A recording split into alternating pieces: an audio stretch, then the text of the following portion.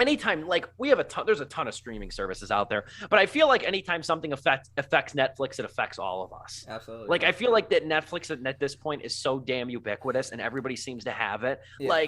Like I start to laugh now. These, like, I think it's like the last quarter, the last 2 quarters, Netflix has experienced a dip in subscribers. It's like, how much of the market do you already have? That's the thing. These CEOs, they freak out, but it's like like McDonald's even too, or like Microsoft. It's like you're not a monopoly, but you are the biggest fish in a crowded pond. Yeah.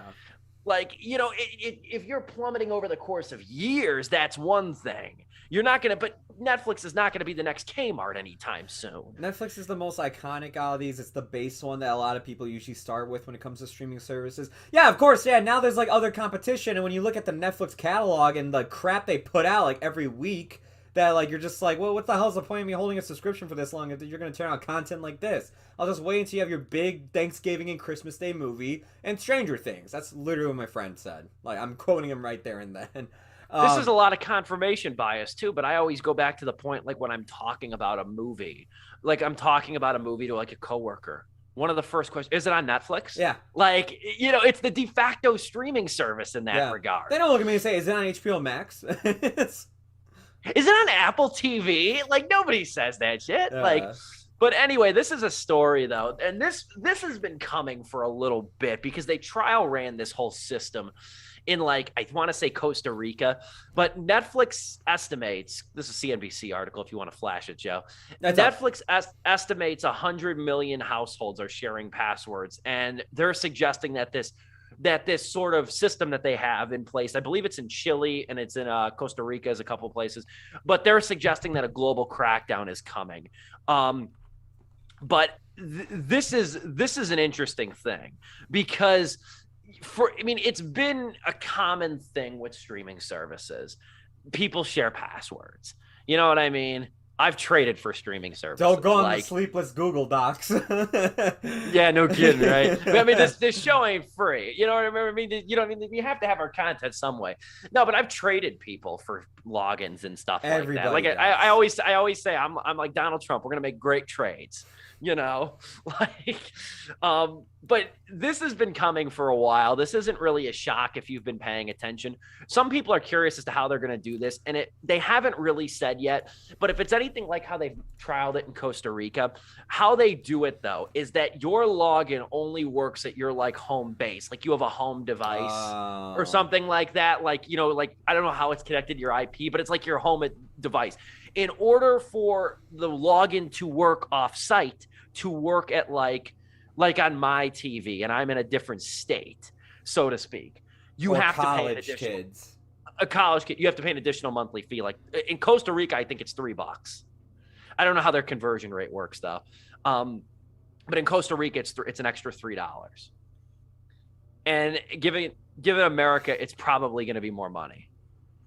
So I that is going to be how that they're going to be looking to do it. Well, and Joe's over here like, oh Jesus Christ, I gotta see if my plug pays that extra $3. Emma, John, everybody else, Nick, I'm sorry. That's for you.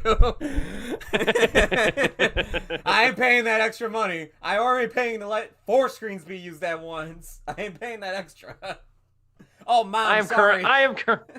I am currently in conversation with my plug, but anyway, no, that's going to be sort of the stipulation here though, and there's a good quote from Netflix. It says, our relatively high household penetration, nooch, when including the large number of household sharing accounts, combined with competition, is creating revenue growth headwinds. Account sharing as a percentage of our paying membership hasn't changed much over the years, but coupled with the first factor means it's harder to grow membership in many markets, an issue that was obscured by our COVID growth because a lot of people couldn't leave the house and theaters weren't a big factor. Yeah. So that's the difficulty now though. But here's my first thought, and they did kind of address this, is that, okay, here's what's going to happen. You're not going to lose. So like if you're sharing your Netflix account with somebody, they're not getting revenue from you. They're getting one source of revenue a month from the person whoever pays for the account. Yeah. So the thing though is that that's going to tap into viewership though. That's going to tap into viewership on stuff. So how they're going to try to mitigate this, because the whole overarching goal is to get people, to get the leeches who share passwords, who are using a shared password, they want to get them to sign up. Yeah. And what they're going to do, Reed Hastings came out and said this, they want to implement kind of like what Hulu does, in the regard that they want to have a lower cost subscription for Netflix, but it's ad tier. Peacock does this, Hulu does this, Paramount Plus does this because I have the ad tier for them. So they want to do like ad centric, content if you want to pay a lower premium price. And I saw a great tweet today that said, what's the next streaming innovation? Cable television. Which it kind of is if you truly think about it. That's essentially what television actually is. I think it was Homer Simpson who said it at one point. Marge, we have to watch the commercials. Otherwise, it's like we're stealing TV. But that's what they're planning on doing. So it's kind of a two-prong approach. They still haven't really outlined how they're going to implement this. Like, again, I'm just going off the Costa Rica model of how they did it. I can't speak as if that's what they're going to do in America, but I expect that they're going to try to implement this in the summer if they're coming out and saying it. I'm unfamiliar with how this works, but how would like a VPN then work if you were using your Netflix thing?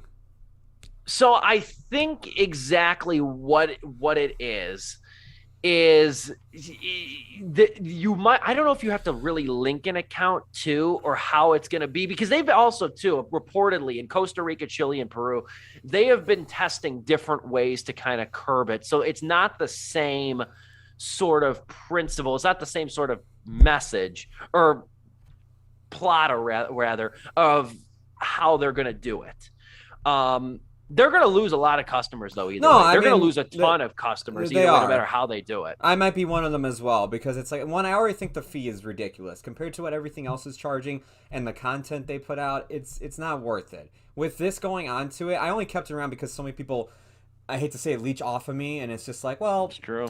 I will keep it around for when Stranger Things comes out, or when a few other, another Scorsese Netflix movie, whatever it may be. I'll keep it around for that. But now it's just like, no, I think now it's time to put the nail in the coffin.